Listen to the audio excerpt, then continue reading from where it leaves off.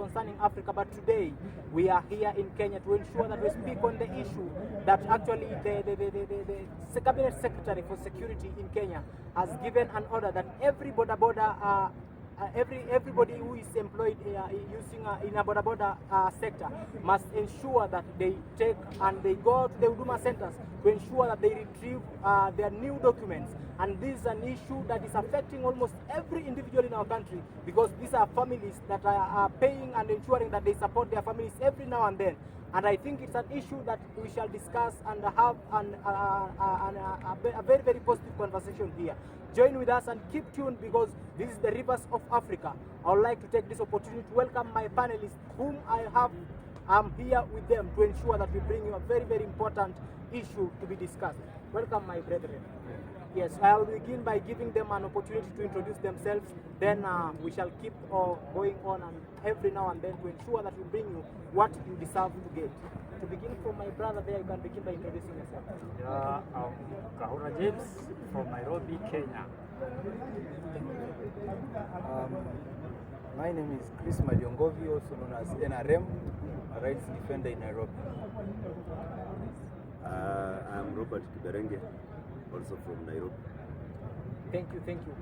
And just to begin from you, my brother, I would like to ask this question.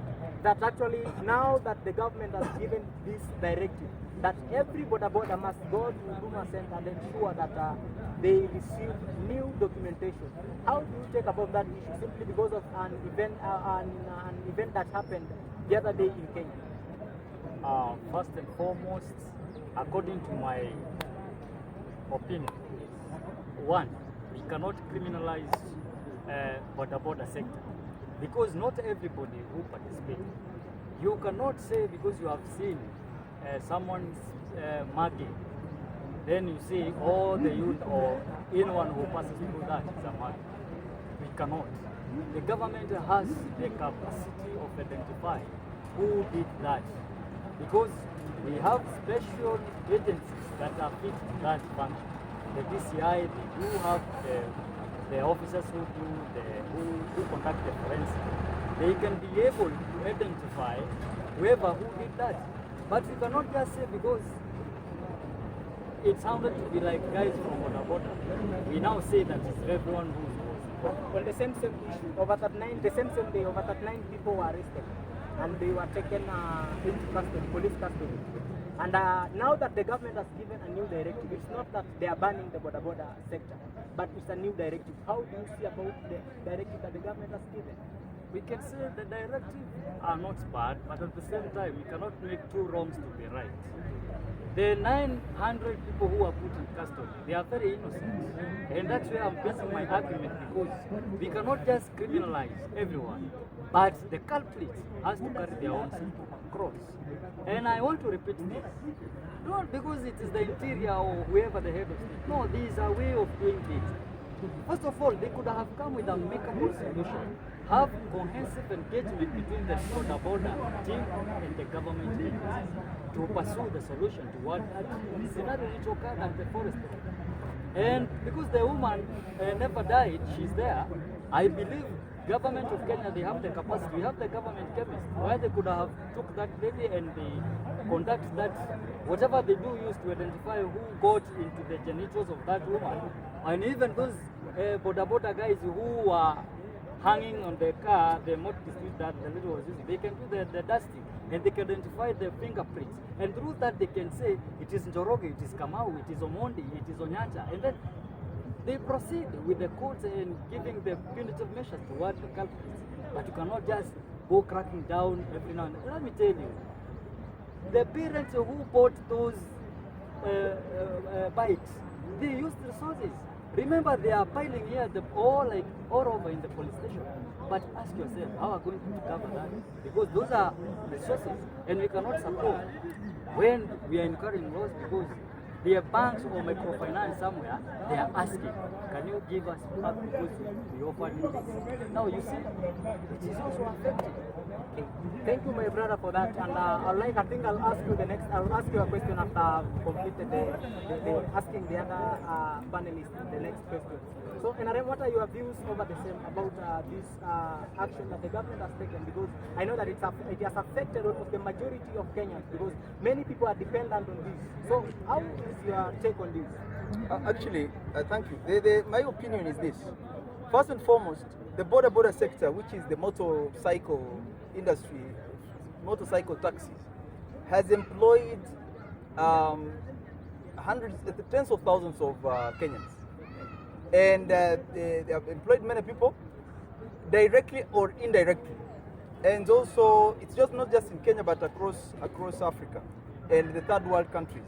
But what I can say is this, that when you have a jigger under your toe, you do not amputate the entire leg. Just pick a needle, remove the jigger. If you have lice in your underpants and they are biting your genitals, you don't cut off the entire genitals, throw them away, and also burn the underpants. What we are trying to say is this: just take some disinfectant, remove the lice, and then shave your genitals, shave them clean, and then look for ways to ensure that the lice don't keep manifesting themselves in your underpants. Now, this problem was a very small problem, but the way they have reacted to it has left everyone wondering where we are heading as people. Because you cannot arrest all these people for the mistake of one person. It is wrong. Personally, I'm a rights defender, and I've defended women. I've even defended the way they dress. You have the right to even walk half naked, because it is the people who are looking at you who are on the wrong. If they feel you are not dressed well, they should look aside. A problem is you dressed what fits you, so they have the right to dress as they wish. So that one, we've said that they can dress the way they want.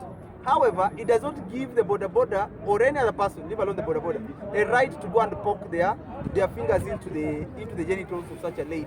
And even the men are also abused sometimes. Ladies can abuse men. If they find you with you look in certain ways, they can also try to. So all the molestation between men and women should not be there. However, if it occurs, there are laws in Kenya that deal with those specific issues. You don't ban the entire country because someone has raped. You don't arrest people in the entire district because someone has raped a woman. You arrest the suspect. That is exactly what should have been done. Thank you, my brother. Yes, sir, Mr. Kiberenge. So, what are your takes on this? Because they have given their own opinions. So, it's good to hear from your point of view about the same issue that is happening now. So, you can give us your point of view over the same. First of all, let me repeat again, I'm Robert Kiberenge. And what I would like to say about this issue of Boda Boda is that we have a government that is reactive, a government that reacts to situations. Yeah, we don't have a government that is proactive. Especially, I would like to single out the Ministry of Interior, headed by Dr. Fred Matiang'i. Dr. Fred Matiang'i has that policy of being reactive. We have a situation, we have a government that waits a bus to kill 50 people somewhere so that it can react.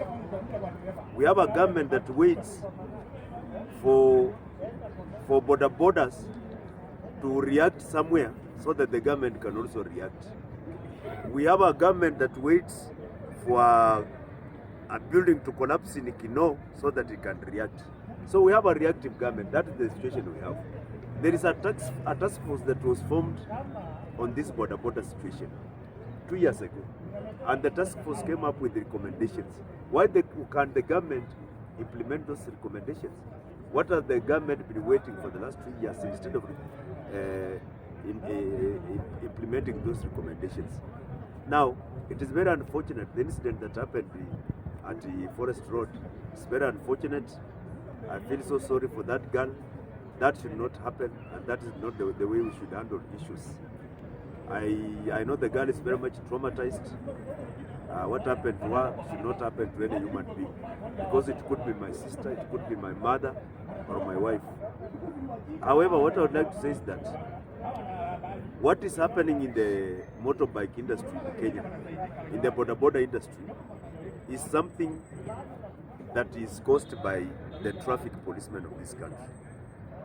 Because we have a situation where a Boda Boda person cannot win a traffic case against a person who is driving a Prado. A Boda Boda person cannot win a case against somebody who has a car in any police station. So it makes them resort to other measures of instant justice, because they know that even if we go to a police station, this one having a car has a lot of money and she will bribe her way. So let us just sort it here. Minimum is a minimum. That is why many Boda Bodas are united actually. That is why many Boda Bodas have resorted to what we call instant justice. Where the incident has happened, they will want to hurt that person naishia hapo. They don't want to go to a police station because they know they cannot win a case. This is caused by our police, traffic police. If they could be administering justice to everyone equally, then the Boda Bodas would not resort to instant justice. You know, and my brother has mentioned it, the Boda Boda industry is the largest employer in this country as we speak.